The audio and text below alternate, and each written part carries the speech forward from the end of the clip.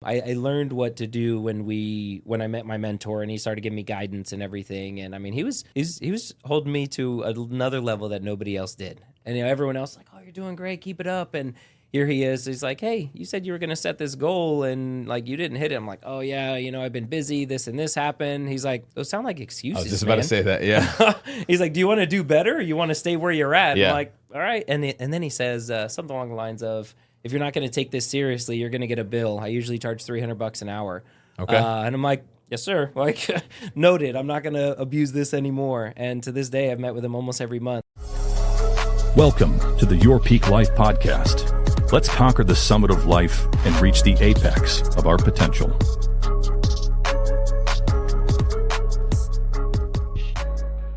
All right, everybody, welcome to another episode of Your Peak Life. DJ Julian Rivera here, Edgar the Sphere Munoz, and we got another Sphere in the building, a good friend of mine, actually, Erick Pinzon, the man, the myth, the legend. Everyone makes some noise.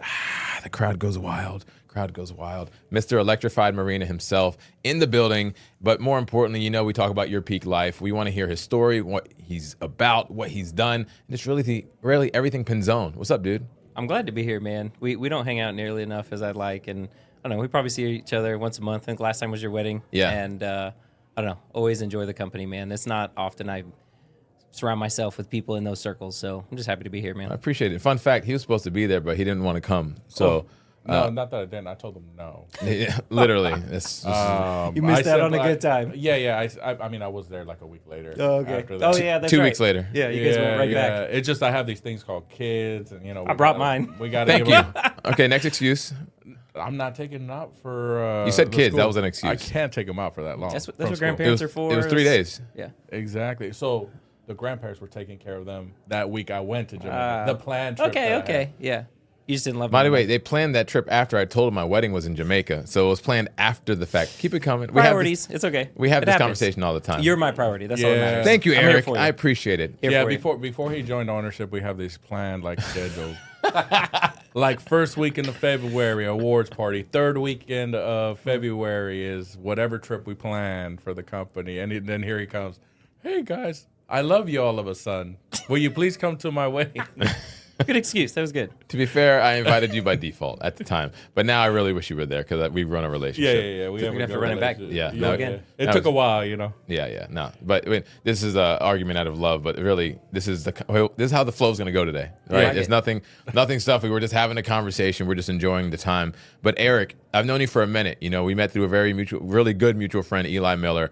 He introduced us a minute ago, and obviously after I met you, I met your wife Chelsea, your daughter, and then I learned everything about you. But I want the audience to understand kind of where you came from on the journey to where you are on the peak. And obviously, there's no top, right? It's going to keep going. There's mountains on top of the mountains. But tell me where you came from. Let's start from like being a BMW mechanic to now running like one of the best companies that has the most potential future, the Electrified Marina, and just kind of how you've gone through that whole world.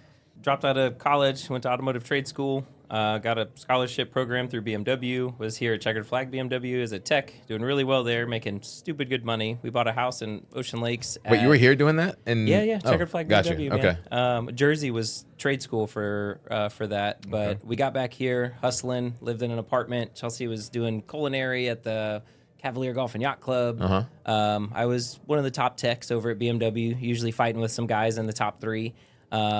Working my butt off, working 70 hours a week, or getting paid for 80 to 90. We were commission Right. based, so you eat what you kill. So doing really well. We bought, I think it was after my second year there, I hit like six figures at like 21 years old, and we were just being stupid, picking up bar tabs. Everything was financed. They had nothing to show for it. And the shop foreman, thankfully, was like, hey, you're making way too much money to be pissing this stuff away. And he gave me Rich Dad, Poor Dad. And I read that book in a weekend, and then Cash Flow Quadrant the weekend after that. Yep. I'm like, Chelsea, we're going to buy a house every year, and we're going to retire at 40. I was like, I am not trying to do this normal life of living to, 65, retiring, and then you're, old and can't travel like you could have at 30s and 40s. Right. So we bought a house that year, lived in it like 9 months, and then Tesla came along. I had a buddy that was trying to convince me about electric cars. This was 2000, 10. I was He about tried to ask planting what the year seed. this was. Okay. So this is before anything was out. There was a Tesla Roadster, Nissan Leaf, and the Chevy Volt. Got it. And he's like, "Oh, you got to check these out." I'm like, "No way! I rode in a Prius. Like that's not for me." I had like a 500 horsepower BMW at the time. Right. And he convinced me when I was going to one of my trainings in Jersey for BMW. He's like, "Hey, swing by DC. We'll go for a ride." He said, "If you're impressed," or he said, "If you're not impressed, I got dinners on me." He said, "If you are impressed, I want your resume." I'm like, "Yeah, whatever. Like I got nothing to lose." And of course, Tesla Roadster just absolutely blew my mind. Boom. Yeah. And I was going up to BMW for this training. It was like kind of tip of the spear training. They invited like the top master techs. They wanted feedback about stuff. And I remember getting out of that training and just not being impressed. And like BMW is supposed to be this innovative company. And I felt like Tesla was going to eat their lunch. And that was after riding in a Tesla Roadster for 10 minutes. Wow. And it's like, BMW doesn't know what the hell is going to happen to them. So hold on. You went from driving in the ultimate driving machine, and you rode 10 minutes before the inception of Tesla, and that completely changed years of It ruined me. Absolutely ruined BMW me. experience. I remember getting back into my car, starting it up, twin turbo 335 IS with tune and everything on. It was a fun car. Or it was before I rode in that Roadster.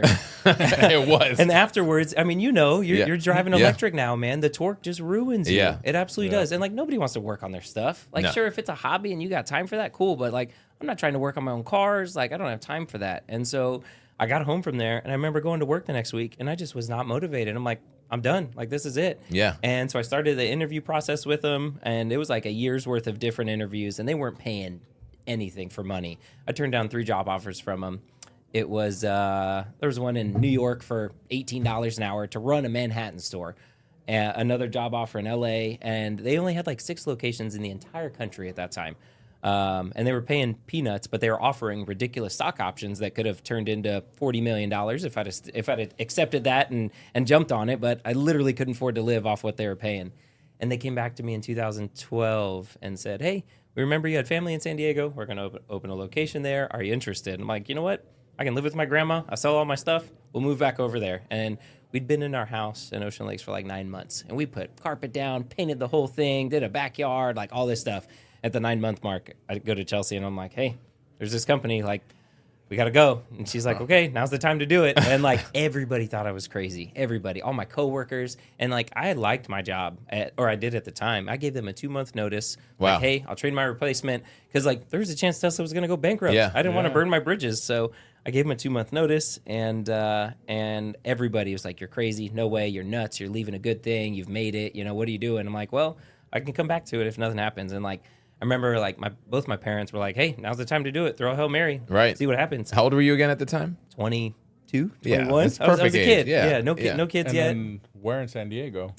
So right near Mira Mesa and Miramar area. And so let's take a few steps back. Navy brat growing up. Mom divorced when I was a kid. At 6 years old, I moved over here with stepdad. He raised me. Parents divorced. Junior year of high school, mom takes us back to San Diego. I graduate from Mira Mesa High School, and it just so happens that they're opening the Tesla location 2 miles away from where my grandma lives. Gotcha. So I was like, this is kind of meant to be. Like, You had 2 homes, basically, right? Right. Okay. And so we moved back there. Absolute chaos, working 80, 100-hour weeks. I mean, there were some times I work a month straight, talking 14, 16-hour days. I remember getting approved for our second house, and they said, "Oh, you're not approved. We couldn't factor in your overtime." I said, "Why not?" And they said, "We need 2 years of consistency for it." Right. And I gave her, back of the day, I had ADP. I remember pulling it up on my BlackBerry, and I was like, "I will send you all my pay stubs." I sent her everything. She's like, "You know, you've averaged 88 hours a week for the last 2 years." I'm like, "It feels like more." But that's how it was back then. Yeah. You know, everyone was there for the mission. It was a startup. We were grinding. And Right. there were times I had to fight to get my team time off just so we could do laundry. Like Wow. it was that bad. It was chaos back then. I think you mentioned to me at the time you guys were stay at hotels. I and lived then they in would- hotels. Like, you lived in hotels, but then at the time, were you at the Tesla's like main like center was getting built, or did you have to travel and service all the cars, or a little bit of everything? Or So this is 2012. The Model S wasn't even released yet. Okay. So I get to San Diego, or no, I'm on my way there, and they say, "Hey, San Diego's a little behind schedule. Do you want to take some time off, or you want to go to Costa Mesa to Orange County? We've got a store up there." And I look it up. It's like hour and a half drive. No, not a big deal. I was like, you know what? I could take some time off. You know, how long were we talking? And they said, "Oh, zoning fell through on the building. It's gonna be a few months." And like, I remember I was in Texas at the time visiting my sister, and I was like, what am I doing? Gosh. Like, this was such a bad idea. What happened? And I was like, you know what? I guess I'll go to Orange County, you know? So I continued on across, and it's an hour and a half without traffic. It was like 100 miles door to door. Joke's on me. I had a little... Joke's on me. It was a 1975 BMW motorcycle, because I sold all my stuff. I had 4 cars when I lived here. I sold them all, and most of them were like BMWs of different types, because I was flipping cars back then. I've been hustling for a long time. And sold everything, kept a motorcycle, and I'd never split lanes before. I'd only had the motorcycle a year. So that's why I never got a bike here, because it's like, what's the point of right? So split lanes. That's it. And so you go there, and like I remember going out there the first day, and I had to commute. I gave myself 3 hours, and I was almost late that day. Damn. And so it was a 3-hour commute each way in traffic. And I ended up, when guys would split lanes, I'd jump in behind them and ride with them. So there would be 10 bikes in front of me. And did that for like a month, and there were 2 months, and they were like, hey, we need help at the factory. And so like a car would get built, it'd go through quality control, and technicians would fix it. It was called end of line. And so I went there to go work on those, and I should have known, because I got a one-way ticket, and I lived up there for a few months. Right. And literally at the Marriott across from the factory. And back then, I mean, we were doing 100 cars a week was a big deal. I remember we hit 200 cars a week, and we took a picture because it was exciting. They do that in like a couple hours now. Right. You know, it's a whole nother world now. Wow. So anyway, lived there for a year, was trying to get back to the East Coast because we realized we couldn't afford San Diego. And so they said, oh, move over to Virginia. We'll open a service center here.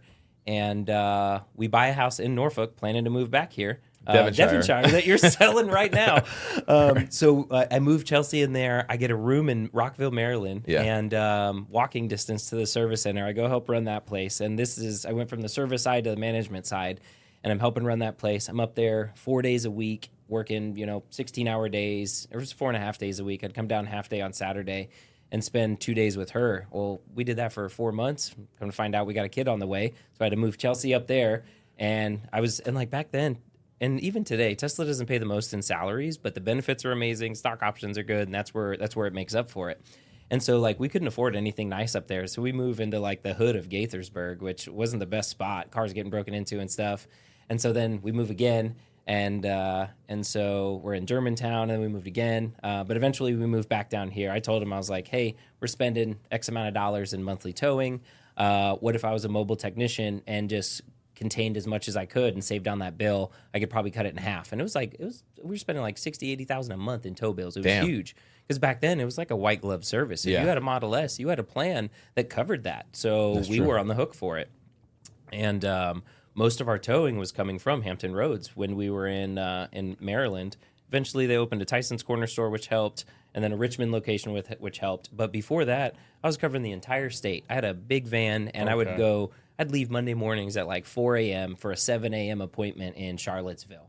Work on cars there, spend the night there, work on cars in Richmond the next day, spend the night there, and then do the Peninsula on the way back. And then Thursday, Friday would be like Hampton Roads, Outer Banks, and stuff. So you're going to do those back then, right? They still do that to this day, but they have more service centers now, right? Yeah. So like when you're doing that back then and the service centers were limited and you get there and the problem's bigger and you can't fix it, one, you have a client that's not happy because they thought you were coming there and it took 2 weeks or whatever to get there. And now two, we're actually going to have to tow you to wherever it is. It's a whole different animal, man. Yeah. But also, I was equipped to do work that they don't even do mobile anymore. I had a big stand-up van. I had an AC machine in there. Okay. I had ramps. I mean, I was doing struts, axles, you name it, in people's driveways. I didn't care, because the alternative is like a $2,000-$3,000 tow bill. That's true. A loaner car. It's like I'd rather get my butt kicked for a day than ruin this person's day, lose face with them, and then add cost to it. And so we were called Ranger technicians back then, and we moved mountains. Wow. And it was pretty cool. They recognized what we did, because they didn't have any guidance for us. It's like, here's an empty van. Good luck. And I got a company card, and I outfitted it with shelves and a ramp and lights and an inverter and everything. Well, then a year or two later, they're like, hey, it was like me and 2 guys in the country doing this. And my buddy Tony up in Michigan, and there was a guy named Jack in, I think he was in Texas or something. But they were like, hey, we need help we're going to develop this program, and it's going to be the mobile service program. So help them with that, help design the trucks and the cars and everything. It was super cool. Helped outfit them with toolboxes. And then I did some charging infrastructure stuff with like level 2 chargers. So any level 2 chargers, not any, 90% of them around here, whether it's the mall, at Pembroke Mall, downtown Norfolk, all those parking garages, First Landing State Park, West Around Brewing, Mermaid Winery. Like that was me door knocking, getting chargers installed. And back then, Tesla was giving them away for free, and it was hard to give them away for free. Right. It's pretty funny. No one believed in it. Right. Everyone thought it was a fad. Yeah. Or they thought it was a scam because I'm giving it away for free. And there's like no contract. We'll cover install, like all of it. Like bullshit. No way. Too good to be true. Right. I was like, all right, fine. We'll charge you a couple $100, whatever it takes. Right. So I did charging infrastructure for a little. Eventually, 2018, we got busy enough down here. We opened a service center. That's when so he was the GM of the service center down here. Okay. When they first opened, before the military highway one, when they bought the building a few years later. So that was probably a breath of fresh air for you. When you came down here, like, all right, stability finally in some way. But that's also when Tesla started really taking off. That's like, what it was. The Model 3 came out. Right. We called it production hell, man. Like the production volume went through the roof, but quality tanked. Absolutely tanked. Before I left California, so my wife's from the Bay Area, and it seemed like I saw more Teslas than I saw any luxury cars. We called it the Silicon Valley Camry at the time, and it's like they were just everywhere. Yeah, it was 2015ish. I would say it was just. And like now, Teslas like everywhere. you can't throw a rock without hitting an electric car over there. It's Facts. crazy, and it's getting to that point here. But I remember back in the day, man, like, and even my daughter, we used to get excited when we'd see a Tesla because this was like 2013, 14. There was like one charging station all on Hampton Roads, and we'd like get excited and wave to them. And 90% of the time, I knew who they were because every single Tesla owner in Hampton Roads had my cell phone number because I was coming to their house. I was working on their cars in their driveway. You know, it's funny. You said this to me a minute ago, but being that mobile, like I always talk about getting in the room, right? Getting in the room is use what you can or the life that you came from for the next chapter, whatever you want to do. I talk about this all the time. In real time, it might have sucked. All the driving, meeting these people, you never knew how you can cultivate relationships. Lucky for you, you can cultivate relationships fairly well. You actually met a mentor doing this of you to this day, on top of other business acquaintances that you've now been able to develop, the next chapter of the Pinzones, for lack of better words, with leaving Tesla. You know what I'm saying? And that's the crazy part. And that's what I try to harp. I used to train the technicians that would come on. I was like, hey, the biggest and best part of this job is the people you meet. Yeah. I have met some of the richest people in Virginia, whether they've got an estate in Charlottesville or they're coming by helicopter to their house here. And those people became friends, I'd have a drink with them on their back deck afterwards, or we'd go for a helicopter ride. Yep. And so, like, those people have become investors, hard money lenders, mentors, like, you name it. And most of those people came from nothing, So they're like, they would see. And, like, it wasn't intentional when I first met my mentor, but I had a real estate book in my front seat. And he's like, oh, you into real estate? I'm like, yeah, I'm trying to be. He's like, what do you mean? I was like, I've got 2 rentals. I'm trying to get a third. He's like, you're not trying to be. You got 2 rental properties. That's more than most people. Right. And I was like, all right. And he says, and his last house was deceiving. It was, like, shaped in a V. And I'm just at the front of it, 2-car garage. He had a Model X and a Porsche or something, which, like, isn't crazy. That's the average garage I got in. And he's like, oh, if you've got a couple minutes, I'd like to share some stuff about real estate with you. And this was like a Saturday. I didn't even have to go and help this guy, but like his charge cable was stuck in his car. So he was kind of stranded with the car. But to save face, I'm like, hey, Chelsea, like, sorry, I got to go help this guy. It'll be quick. There's probably some debris stuck in there. Yeah. That's all it is. So I didn't even have to take this. It could have been the Richmond guy that went to help him, and I jumped on it. Right. I called Chelsea after I fixed the car. I was like, hey, he's going to chat with me about real estate. Call me in 20, 30 minutes. It might be my way out of this. I'm not sure how fruitful this is going to be. But, like, at that time, I was working 70, 80 hours a week. So my Saturdays were priceless. That's family time. And so she calls me at 20 minutes. And, like, I remember my eyes were glazed over. He had 6 screens with spreadsheets and all kinds of stuff just showing me everything. And I was just taking notes. Yep. And I learned more in an hour with him that I'd absorbed in the last year's worth of podcasts and everything, and that was a cool thing. You said it might have sucked in the moment, but like I always looked forward to waking up. I always loved my job, and I was driving 8 to 10 hours a day and working on cars another 6 to 8 hours a day. I was absorbing podcasts, audiobooks. Right. I crushed like 400 episodes of Bigger Pockets. I remember I found out about Bigger Pockets like 5 years later than I should have. Right. And I was like, you know what? I'm gonna catch up. I'm gonna start at episode 1. And I ran them at like 1.5 to 2 times the speed. And I pick up stuff that quick. And I was just driving, just crushing them. And between that and audiobooks, I just absorbed everything, self-help, everything. I remember I'd treat myself on Fridays after my last job, and I'd listen to music on the way home. Yep. But that was it. I was trying to capitalize on that time and make it productive. So and you did Tesla for at least a decade. 9 years. Like let's just call it a decade for lack of a better word. A good chunk of your life you did that. And then you came to a point where it just made sense to bow out. It came to a point. Let's take a step back. So 2014, we moved back here, bought that house, bought Devonshire. Yep. That was our second rental property. And that's we had Riley, and we were getting ready to. It was like 9 months went by, and when I started with Tesla, I got granted some stock options. It was only 400 shares. It was peanuts at the time, like a $20,000 bonus. Right. When I took a 60% pay cut to go to this company, which was trash. Right. Back then, a year goes by, my first allotment of stocks vests. It's 100 shares, and I got the stock at $18 a share. Yep. And it had like doubled, and like I didn't know anything. So I'm chatting with 3 different financial advisors that I'd reached out to from different family members. There's always people, oh yeah, I've got a good guy, I've got a money guy, whatever. And they're like, sell it, you need to short it, this company's going under. I'm like, all right, I claim your profits, I doubled my money. I sold year 1, sold what I could on year 2, and year 3 comes around and the stocks went up 7 times, and I'm like, I'm done selling. These guys don't know what the hell they're talking about. Right. But it took that long for me to realize it. It got to a certain point where it's like, hey, 90% of my net worth's in Tesla. Let's just diversify that. Start splitting it up. And so 2014, we bought Devonshire. And then a year after that, we bought another house, another rental. And I sold some stock for that. And then we got the fourplex over there in Ocean View. And right after that is when I met my mentor. He's like, hey, stop selling your stock. That's going to be worth a lot of money. They have margin loans for this. Yeah. Don't over leverage yourself. But if you can do it to the right percentage and know your numbers and make sure everything's right, it would be better to borrow against it, use it as leverage. And so we did that with the 10 unit, you know? And so we bought that 10 unit, I don't know, 2019, 2018. Right before the boom. Yeah, right. And so we got it. It was a mess. We inherited some bad tenants. You still ended up picking up a couple of them. Yeah.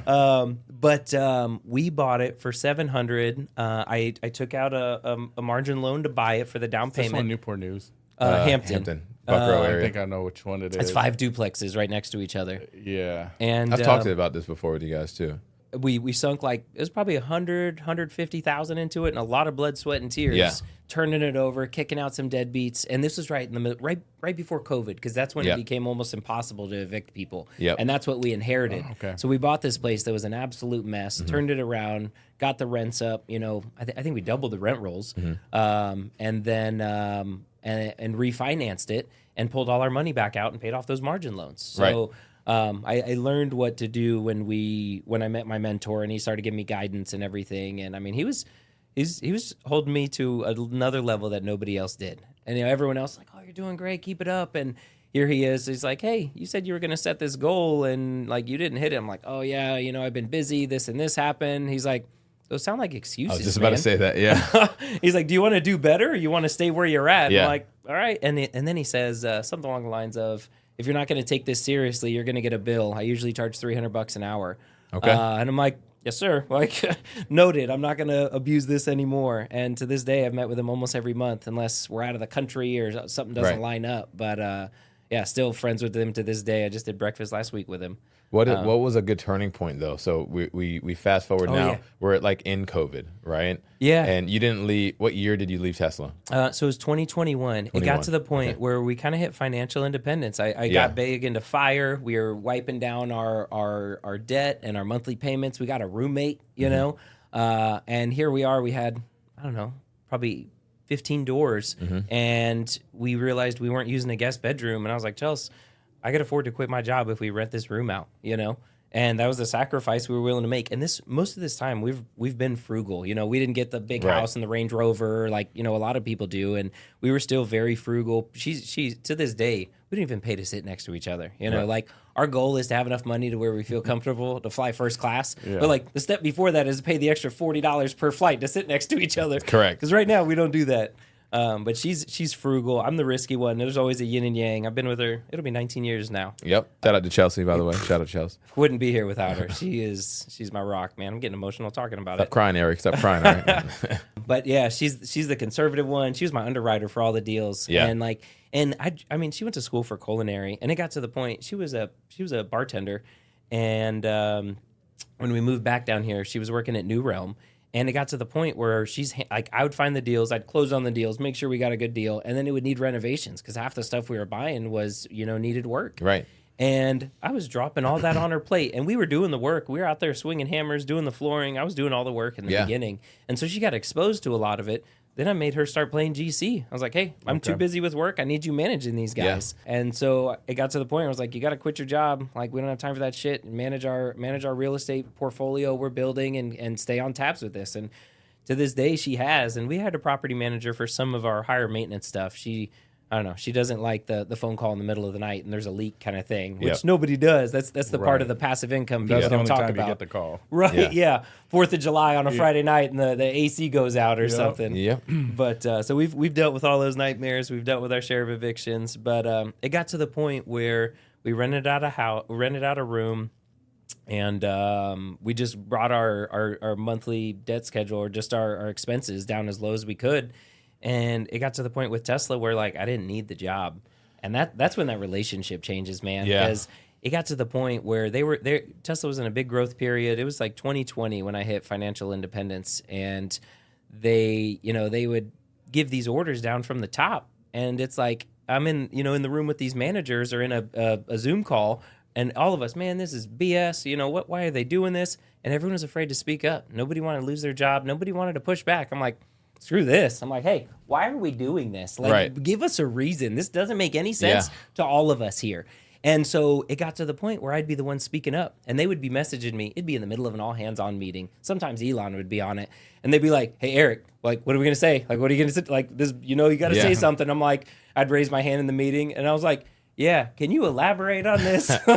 And I would be, and like, people were like, bro, are you trying to get fired? Like, what's going on? I'm like, I don't care. And if it's BS, I'm going to give some pushback because like this has got to make sense. But I mean, you're doing more than one thing. You're protecting your people. You're being a leader. But because you were with them for so long, you almost had like the FU money that you knew you can just walk away if you wanted to, but you still liked what you did and you put so much time into it, right? But it's that weird crossroad. Like you almost reached a peak at that point in time that is like, all right, what's my next challenge? Because their whole goal was to get to everyone's typical goal is to get financial independence. Yeah, it's your goal until you pass that finish line, and then it's like, why am I still here? Why am I still running the race? Why am I still running? And so we hit that in 2021 and didn't know what was going to happen. I gave them, I think it was like a 3-month notice, and I was like, hey, and I was running the number 1 service center in the country. Yeah, it was to the point that they audited us because they thought I was cooking the books with surveys and stuff, and like we were messing up just as many cars and situations as anybody else, but I was just good at communicating. And I remember my team would be like, hey man, we're doing this windshield, and we scratched his A-pillar. I'm like, all right, no big deal. I call this guy. I was like, hey, your brand new, P100D Model X. Like, we messed up your paint. I was like, but by the way, I noticed you had a paint chip on your fender. It looked like from some, road grime or something. Like, we're going to get that painted too. I know you wanted to try out the S. We're going to get you a loaner. We'll have it done in a week. I've got the best paint shop in the area. And, like, we just handled every situation like that. Communicate as fast as possible. See, but was it we or was it you? Because you're only as good as your leader, right? So if you're leading from the top and you're training them to do it that way, would you say that because of the way that you learned how to handle other situations, getting up to this point of that leadership, mind you, you're 30 years old running a department. Everyone's older than me. Right, like, everyone's older than you. We had a young crew too. So, I mean, you're rocking and rolling, and you just have a way to deliver the message that even if it's bad news, it sounds digestible, that anybody would accept it and walk away smiling. And so that actually happened to me in Rockville. I had a manager there, and I don't know if his form of training or he didn't want to deal with it, but it's like, oh, you're assistant manager, you get to deal with escalations. It's like, wait, shouldn't you handle a lot of the big sensitive stuff? And so I would get some of these cases across my desk, and it's like, hey, this car's been at the body shop for 6 months. Yeah. They've sent the wrong parts. They damaged it a second time. This guy's threatening to sue us. Try and save this. I'm like, come on, man. Right. But I got good at doing those. Yeah. And like I would prep for these conversations and get all nervous and worked up. And like the worst case scenario, he's going to say this, this, and this. And I'd have all my counterpoints ready to talk to him and stuff. And I would crush these conversations. And so now, anytime anything goes wrong with even to this day with my team, anybody get hurt? No? Nope. Did we damage anything? Okay, if we did, how much is it going to cost? Did we lose face with anybody? We can learn. That's You're it. good. It's a mistake. Yeah. And that's how, with this company and when I was at Tesla, if I yell at someone, well, there's a lot of things that went wrong. I don't raise my voice at anybody because it doesn't solve anything. And I've had managers that do that. They're throwing stuff. Like, I'm just not that guy. And You mentioned leading from the top, and I remember getting this service advisor. She came from hospitality, didn't know cars at all. I didn't need her to. It was kind of nice she didn't. She was just relaying the message from the technician to the customers. And I expressed and ingrained everything that I did when I was running things. And simple things like, hey, if this customer is asking you for updates, you're not updating them enough. Right. However they want to be updated, you need to find that out. You want a text message every single day and it'd be like, hey, we didn't forget about you. We're still waiting on your part. Talk to you tomorrow. And that's all it took sometimes. And then it didn't matter if they had a week and a half delay because you updated them every step of the way. True. It's not hard. Yeah. I tell everybody, especially on my team, like communication is the simplest thing and people mess it up more than anything else. That's true. Now, quick question. You had a Tesla. Do you have a Tesla? Not anymore. Ironically, he's the reason why I got Teslas. By That's the way. why I was kind of. I've owned a couple dozen Teslas. He bought one from me. I bought one while from him. ago. By the way, we just sold that last week. Nice. No joke, Yeah. and we still made a profit finally, even with everything going on. But we had no issues. Yeah. Like it was reliable. It was amazing. Wifey loved it. We just now want a different taste. Yeah. Of, And so- of EV world. Yeah, And yeah. now we have a Rivian now. hooked. We have a Rivian now. You're hooked. And Which I is just nice. need a service center down here. That's the only thing I Dude, need. That's why I don't have one right now. That's Yeah. why I sold mine. I had a Rivian for Yeah. a year. It was amazing. I was going to ask you since, well, I don't know if you want to put it out there, but what do you drive now? so I've got a Ford Lightning. Yep. I've got no Okay. filters, Just- man. Yeah. Yeah. I've got a Ford Lightning, but I was curious if he was going to say BMW, like electric car. we tow too much right now. I have to have a Okay. truck. Yeah. But I had the Rivian before, and Yeah. it was too pretty of a truck for my employees to use. That's They dented true. like one tailgate, and it was like $1,800 later. Right. Like fuck that. Yeah. Right. So I've got the Ford Lightning now. It's a beast. It has so much torque. I absolutely love it. It's not good on long distance, but 99% of our towing's local. And Right. any, it's like 90% of the blue collar guys out there, whether you're a plumber, Yep. any blue collar guy, most of the time they work locally. They're not going on road trips every day, So most Correct. people, it's a mental thing. And it's funny because it's everything I learned at Tesla, so much of it applies to boats. Whether it's the range anxiety, the charging, the early adoption headaches, It's the same thing. You're just on water. that's it. And it's like Yeah. you talk to the average boater in Broad Bay, Lincoln Bay, and it's like, oh, how often you go to Cape Charles? How often you go to Yeah. Newport News or Portsmouth or, Coin Jock or any of this stuff? Like, how often are you going out past the Lesnar Bridge? Right. Oh, you haven't yet and you've owned your boat 2 years? Oh, so you do 10 miles in this loop and you anchor out all day long at the whatever sandbar, at the restaurant? beach. Yeah. You're at Chicks, you're at Dockside, And that's the first Surf time I saw Rider. an electric boat. Oh, was, nice. was Surf that Rider 60? over there? It probably came from him, by the way. Probably. I mean, it looked badass. Yeah. That was So the that's first- probably an X-Shore. We've had those in the area for a while. Yeah. But so anyway, leave Tesla in 2021. Didn't know what I was going to do. We went on like a month and a half long road trip. But you didn't need to know. That's the thing. You were good. That's it. And it was like, we'll see what happens. And I did some crazy stuff. We invested in a plant-based deli, Yep. Honest Pastures, still over there off Great Neck. We ended up exiting out of that recently just to focus on this. I didn't have any time to dedicate to it. Spent a lot of money trying to open up solar fields, Yep. solar farms. At like one point, we had 2,000 acres under contract. Yep. Me and one other Tesla buddy throwing our Tesla money together. Good idea, though. It was, and it would have worked out if people didn't think the solar panels were going to steal all the sun and not leave any for the crops. Yeah. That kind of stuff came up at like city council Wow. meetings. It was mind-boggling. Small minds. Yeah, there's not going to be enough sun left up over for the farms. I'm like, oh, this is what we're against. But anyway, I was looking to invest into some smaller apartment complexes. Met a new business partner, Aaron, who I'm business partners with on the boat business and the marinas that we have. She was at SpaceX for 10 years, grew up on boats, equally crazy, like bred by Elon. We're equally maniacal. And it's dangerous because like when you put problems in front of people like that, it's like, oh, we've got to drive cross country and do these 3 stops and get all this done in 6 days. Like, all right, we got that. Right. And like we would move mountains. I remember this girl, she sold a boat in Miami, but was flying out of town like 4 days later. And she towed with a Tesla down to Miami just in time to catch a flight to like China or something. But Sound she like is, Aaron. Yeah, as crazy as I am. And we were looking for apartment complexes. We ended up, she found this small marina, the mini marina over there.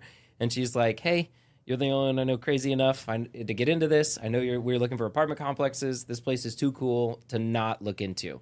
And like, it was listed for like 1.5, only had 16 slips, a quadplex on site that we thought when we were buying it. Right. And Come to find out, it was zoned as a triplex, and there's a ton of zoning problems. We lost money for like a year because we couldn't do any rentals there. We ended up buying it. We were trying to do houseboats there. City of Norfolk said no. Oh, we're finally making progress on that, by the way. Good, for Willoughby. finally. We looked at it. She said, what about a boat rental business? I'm like, absolutely not. I'm not dealing with gas boats. I've heard of those headaches. She's like, no, there's some electric boats out there. And this was 2022. And we looked around, found some boats, and we are like, all right, this can work, but why is nobody doing this? You know, there was like 4 or 5 like rental fleets out there in the country. And it's like, if we can charge as much as the guy renting the ugly pontoon, charge him for the same price. Right. It's $8 a day in electricity, and we have no maintenance. Yeah. So like our overhead, our operating cost should be like 80% less. Right. Like this should be a home run. And so we dipped our toe in the water with rentals, and that quickly turned into sales. And people were, the manufacturers making these things weren't doing a good job of getting the word out. So then we started selling them, and it's like we were limited in terms of resources, and if we focused it on sales, we'd make more money than if we focused it on rentals. Yep. And so we kind of shifted the business model a little bit. Last year we did rentals and sales, and we're bootstrapped right now, self-funded, and I wiped out my life savings. So we bought that little marina. We're doing due diligence, stopped by every single marina in Hampton Roads, and we were like, hey, can I talk to a manager or an owner? We're getting ready to buy a marina, and didn't know what we were doing. And she ended up finding Willoughby, and the marina's in disrepair. At one point it was big, 280, 290 slips, restaurant on site, office space on site, and we found it off market. And it was one of those deals like, we don't know what we're going to do with it, but let's get it under contract. Right. And this is while we're under contract for the first marina. So we're under contract for 2 marinas. I'm getting ready to wipe out my life savings to jump into these.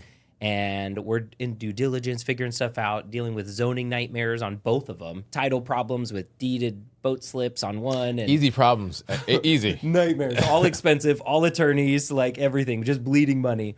And mind you, at one point, I had over $1 million in the bank worth of Tesla stock.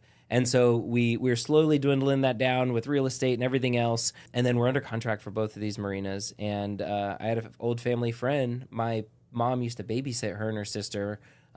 She was in Girl Scouts with my sister, and we kind of kept in touch over the years. And, you know, I lost a little bit of connection moving and coming back, but like we'd go to a barbecue or a pool party once or twice a year. Yep. And she hits me up and she's like, hey, you're one of the only business savvy people I know they are selling the kids' gymnastics gyms that I've worked at for 8 years. And she says they're giving first dibs to the employees, but obviously nobody's got the money for it. Are you interested? And Chelsea's sitting there. She's like, no way, not right now. And I'm like, you know what? I was like, I think it's worth the conversation. Chelsea like turns around and walks away. And like, I just wanted to analyze that deal. I'd never looked at a gym before, a membership base. And I was like, oh, let's look at the numbers. Whatever. I'll put in an LOI for that. No commitment. Like, let's have the conversation. And then we looked into it, and it's like, well, you got 500 to 700 kids paying $100, $120 a month. Yeah. It could be pretty lucrative. But your big headache is staffing. You've got 20, 30 part-time high school employees, college kids in there, and it's a nightmare. And that's why the owners were selling. They were tired. They'd been there a long time. And it was kind of cool, though, because we're buying this gym with my friend, and she approached it as, hey, not sure how much money we can put towards it. I'd love to be part of it somehow, even if it's a small percentage. And I was like, no. I need you to have some skin in the game with this. I need you to be committed because you've got the know-how right now, you know. Okay. And we ended up getting an SBA loan. Only had to put 10% down. They got a loan for the money, and now she's a whole change of life. She's making good money. She's a small business owner now. She just joined EO with us. Nice. And so complete trajectory change from being a stay-at-home mom, bringing in very little money to making, almost 6 figures. So what you've done so far, when you left Tesla in 2021, in a nutshell, remind you took time to reflect, because you didn't know what you wanted to do, but you didn't need to know at that time. You ended up investing into more real estate in some way, shape, or form. You invested into other businesses, good and bad, in some way, because the theory is you're gonna take losses, and you're gonna win. But as long as you win more than you lose, you're still winning. Yeah, to I be call very them clear, lessons, right? man. Right, there's lessons. Even it's if not it even a costs loss. you $80,000, is a lesson. I learned what not to do. It's a hard lesson, but you're not gonna forget that kind of lesson. Hell no. And then now too, you own a marina. You never say you do that. And then you own another marina. That has Electrified Marina in it, which is the hub of what you're focusing on right now. By the way, zoom in on that one for me right there, just so we can see that, because Electrified Marina right there is the main thing. You can see it on his shirt. He's been wearing it the whole time. Electrified Marina, in a nutshell, is Tesla's on water. That's it, man. And so we represent. We ended up jumping into this, and we didn't know it was going to get this big and this deep. In the beginning, it was like, oh, we'll just sell some electric boats. This is cool. Nobody's doing it. And now we're getting requests. I have a meeting with someone internationally 2 to 3 times a week. These people are like, hey, we're starting this boat company. We're going to build electric boats, and we want you to be the U.S. distributor. You guys, you look like you're crushing it. You look, you're the best choice for us in the U.S. And like, they don't know I got like 8 employees, and we are like learning and being scrappy and resourceful every single day, but nobody else is doing it. We got a head start on everybody. But that's how every company starts. That's it. That's what I'm saying. And you're going to every boat show that you need to. You're showing and face. You're on the marina. And it helps. You own the land. In this case, because you own the water. that was even going back to Tesla. That was always the doubt. Like, why buy this car? There's nowhere to charge this freaking thing. Right. Like, that was the number one question. Infrastructure. Like, cool car, cool concept. But where am I going to charge it at? Right. See, and that's where I think that's the source of the problem, I would say. That's where you're going to start expanding on too, because it's not necessarily just the boats and the selling of it. If you can develop the infrastructures behind what, and I already know you're thinking about this. It's like Electrified Marina is on the trajectory of taking off, and that's pretty much 100% your focus now of what you're doing. Outside, there's a few other ancillaries. Don't get me wrong, but like you've been ham on this one. But to be fair, you'll never be able to get out of the EV world. It's in your blood. Yeah, it's literally in your lifeline now, dude. And that's the problem, man. It's like I'm dealing with a lot of big high level stuff, negotiating contracts, distribution rights, all this stuff. And then I'll get a request, and they're like, "Hey, we need some volunteers for this Earth Day event." I'm like, "Okay, I need to be there. I need people there." I mean, you see me at the auto shows. I still go to the auto shows. We have a huge, 2,000 square foot space full of cars and boats now, just preaching the word, man. And the problem with electric cars and boats is education and awareness. People are so clueless.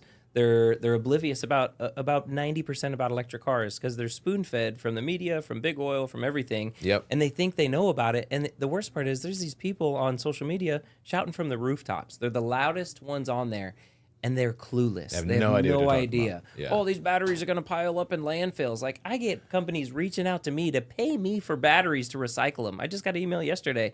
They're like, "Hey, you got any batteries?" I'm like, "Bro, we haven't had any go bad. I have not had to dispose of a battery in 3 years. We've done some lead acids for some stuff we've upgraded, some like 12-volt car batteries. Right. But these things aren't going bad. They're not dropping like flies like everybody thinks. They have same comparable warranties, like X amount of miles fully replaced or whatever, like a Tesla Rivian. So it's to the point now with a lot of these 48-volt batteries, these guys were kept up in their warranties because they didn't care because these batteries aren't going bad. They're up to like 10, 11-year warranties now, point. unlimited miles. That's valid. And it's like, it's not a problem for them. And now we've got some people buying bigger boats, $200,000-$300,000 boats, and they've got like 3 to 5 year warranties, and they're like, I need more peace of mind. And it's in our next quarter, we're going to develop a underwriting and a warranty program to sell extended warranties to these things because we know they're not going to go bad. Half these people won't own their boats long enough anyway. That's actually a very good point. So here's a question, talking just to the infrastructure point. Mm-hmm. Are you also looking into maybe like installing those stations like that at Chicks, the bars? Yeah. So freaking mobile boat to go charge somebody. So that's half the conversation. And, it's even easier on water because most marinas have electricity. The 30 amp or 50 amp shore power, that's what our boats need to charge off of. Okay. Every parking spot in America doesn't have charging, but 80-90% of boat slips at marinas have electricity already. So a lot of that is already solved. The fast charging side of it is what we're working on. We've partnered with a company, and if I sell X amount of boats in an area, they will put in a free fast charging station, and it's like $100,000 install. Damn right. But that will help me sell more boats. It'll help them get the word out there, and they just want, their charging station that's like a pedestal. They just want a lease for that spot for 20 years because that's what it's going to take them to make their money back. And so I'm in discussion with probably a dozen places right now about putting charging stations. I think he's going to be back into solar here soon. No, I don't want to. I'm trying to slow down, man. I am tired. We've been hustling a long time. And that's what a lot of people always say, like, must be nice. I'm like, you know what? It is. I hate that. Like, you hustle as hard as I did for as long as I did, you're going to be doing a lot better because it's a lot easier to make money now. People are just lazy. Yeah, that's one thing we can agree on. I hate that statement. I hate that. Yeah, sure. Like, I've been grinding from 4 a.m. to 8 p.m. or whatever it is. Work as hard as me. You're going to get somewhere. I promise you. One of my mentors, Don London, radio legend, the 70 degrees and sunny, nothing makes him mad. He's always this calm, collective, amazing. I meet with him probably like once a quarter as well. And we always talk about that must be nice statement because that must be nice statement, his reply is like, you know what? It is. Same. It really is. What else do you want to know? Yeah. have a good day. Yeah. And because it's usually not a positive thing after the fact, right? Yeah. So that my reply to that now is like, it is in a nice way, smiling. Because in theory, when someone says that, it's kind of like a backhanded slap for That's some what it reason. is, That's man. really, it's like a pimp slap, Yeah. yo. Like, for what? What are you doing so wrong that you have to try to make me feel down for something Yeah. that I worked my ass off for? Yeah. My I'll reply wait. now. Matter of fact, I don't give a shit. I'm out. Like, like there's no Yeah. reason behind that. But anyways, you say that's like one of the things that just gets on my. Yeah. It's a trigger word. My reply now, it's in my auto text, so I can just touch the middle button. It knows it, and I says, you know what, it is. And if you change your attitude, you'll get there too. Boom. It's Blocked. like No. Yeah, right. I love it though, because the haters, their engagement on our social media, wherever it is. I've been fighting them on Reddit this morning, and their engagement helps the algorithm, so more people see my That's message. true. That's like, very I true. will bring on the haters, man. I had one that went viral, and it was a spoof, man. I put like the truck nuts on my truck, and it's up to like 4 million views. Right. I've gotten 3 leads from that thing. Like, let's One of keep it going. One of the shorts that went wild was Matt Salway, who's our #1 agent. And basically, it was just a quick short, and it's like, you know what? When you go to work and you're out there taking a cigarette break, I'm working. Yeah. When you're doing this, I'm working. When you get home and you play your video games, I'm working. When you sit down and watch TV, I'm working. That's it, man. And it went so wild. That's the truth. Yeah, and like I try not to embrace the hustle culture. Like I was a workaholic for a bit at Tesla. Almost cost me my relationship. Thankfully, I saved it and everything. And so like there's definitely something to be said for work-life balance. But even now, like I'll go to bed with my wife. I let her fall asleep. As soon as I can tell she's asleep, I'm over on my phone working, getting stuff done. And like half the guys I'm talking to are in Europe or Asia, so like it's their peak time. Yeah, you got to, dude. but Chelsea like, gets it now, though. That's the thing. I mean, yeah. she gets it, but the thing is, too, at least you're not at a 9 to 5 and then still having to do that. Being the entreploy, what I always call it, right? I mean, Yeah. that's the difference. Like, you can still, in theory, you can control your time. I say in theory because, and you're working more than you ever did before, but at least it's on your own stuff. But there's no such thing as work-life balance. It's like, you physically get home, but are you home? No, Yeah. no. It's Right, it's- and then that's where that comes in. It's like you go to the beach with the kids. Are you really present? Right. Right. And that's the struggle. That's the tough balance, and it's like you feel bad. It's hard to get out of that. It is. And You feel bad because goal- you're not engaged or because you're not working. Yeah. Yeah, and like the goal is to delegate as much as possible, put systems in place, and like now I've got a full-time assistant. Yeah. She saves my butt every single day. Good. And here, once we can hire some more people, I'm going to get even more off my plate because it ebbs and flows. You go through phases, and there's times where it's like, hey, I don't need to be on my phone. But then there's times it's like, hey, I've got to take this. This is a lead that's going to turn into something big that we need. So, I'm playing salesman right now for the company, so I can't let phone calls go. See, but that was almost like, I think that wasn't your initial role, but you had to do it if that's what we talked. But because you know what you're going to do. And this is, if you can set that culture, you can be the lead from the front like that, at least for the next 12 to 24 months, while you hopefully can train somebody in there to do it at least at 80% as good as you can That's do. it. Then you can breathe a bit because now the system's rolling, right? That's it, man. But it's just like you're starting a company from brand new, bro. It's all part of the game. So that's the. It's funny because like talking about peak life, and Chelsea's like, oh, if they only knew. So we wiped out our entire life savings. I have $0 in the stock market, and put it into these 2 marinas, these 2 kids' gyms, the boat business, and then the rest of the real estate that we ended up buying. And so like we're back to hustle mode. You know, we're not sitting fat and happy. Like, yeah, cool, we have a lot of net worth, we've got high equity. But you can't eat equity. You can't access that. Right. Yeah. Right. Yeah, it Cash takes a little flow is bit. the name of the game, man. It is. And so we're back to grinding right now, and I hate it. I want to slow down.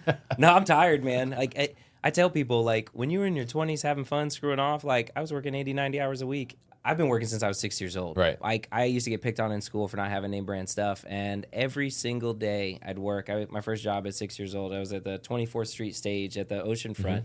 They had a trailer next to that sold popcorn, sodas, and cotton candy. And I'd be in there with my stepdad every single day after school. Whenever there was big events on the weekends, AMF, the marathons, all that stuff, we were down there at the concession stands working that. Nice. And like I saved up that money. I started cutting grass before I could barely push a mower. 8, 9 years old.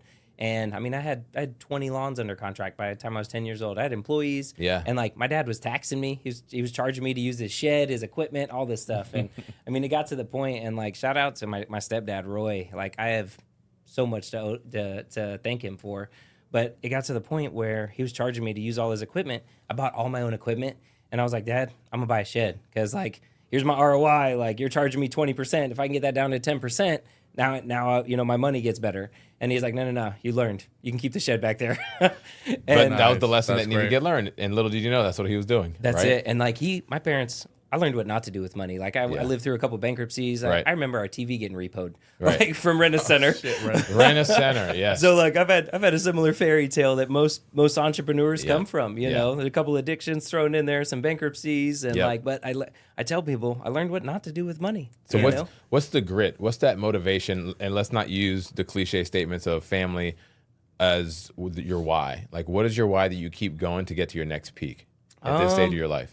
You know, it's funny. We were going through like big, hairy, audacious goals in this mentor group, and talking about like what's next, what's the 10-year, there's a book called I think it's Psychology of Money that talks about like what's the goalpost, like when are you done, what's it, and like my next steps are getting a big house on the water, not big house. I want a 4-bedroom house.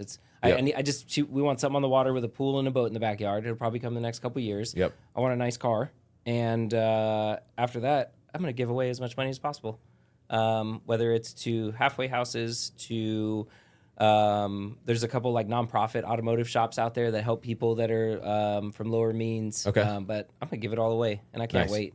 Damn right. That's a good goal. Yeah, it's going to be fun, man. There's so many people get all this money, and they don't, like, don't get me wrong, like, I might have a yacht one day, but that's when it's going to be like 10% of me, and like I'm giving away 70% of it, you know. But more importantly, it's going to be an EV yacht. They don't have a battery that big yet. Yeah, I'm right? not dealing with those headaches, man.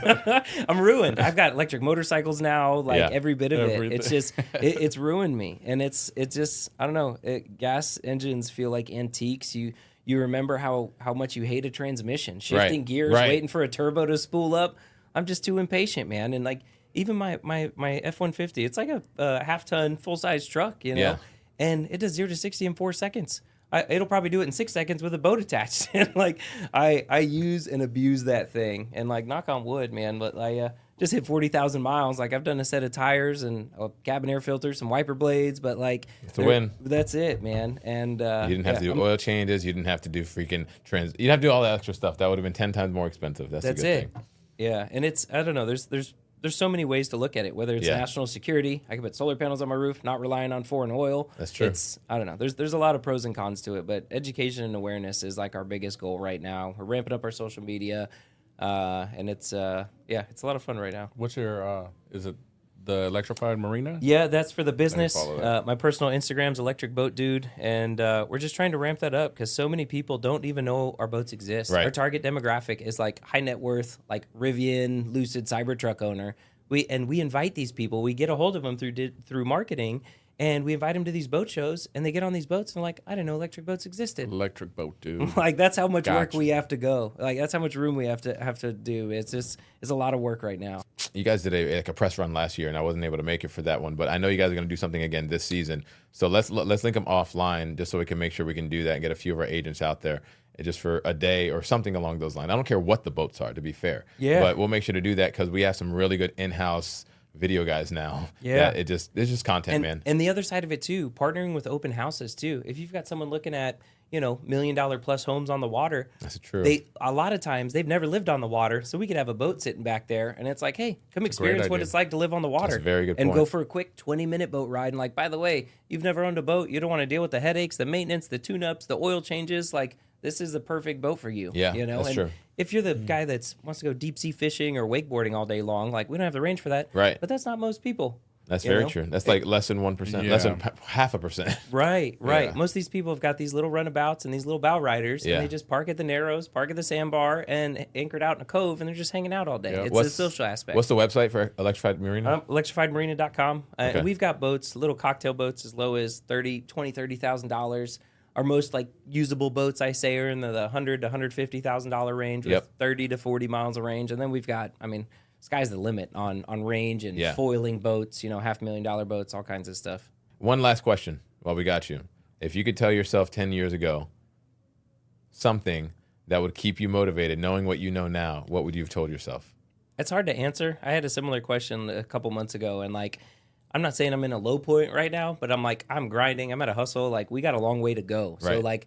the light's still at the end of the tunnel. And, when I talk to Chelsea, that light has just been getting further and further away. So it's kind of hard to say. I hope it all is all going to be worth it. It will. Like we got a long way to go, but the people that we've impacted, I've got some employees that like are underpaid. We're not paying a market value because we're in a startup right now, and they say I'm here because of you. You've pushed me to limits I never thought was possible, and I get choked up every time I talk about it because I've got a couple employees that have said it, and it's like. You don't care about my background, what my excuses are. Like, you push me to do more and be a bigger person, and that's why I'm here. And to know that they turn down jobs with 20, 30% raises because they're staying with us. Right. It's pretty cool. It means a lot. That's a testament to a true leader. That's a testament to the vision and really everything aligned. So, Eric, we're going to see you soon, brother. We appreciate you coming on the show, man. Go out on some boat rides. Yes, definitely. Electrified Marina, Electric Boat Dude on Instagram, everything else out there. Again, Erick Pinzon, Electrified Marina, Edgar Sphere, Munez, DJ Julian Rivera. Until next time, peace.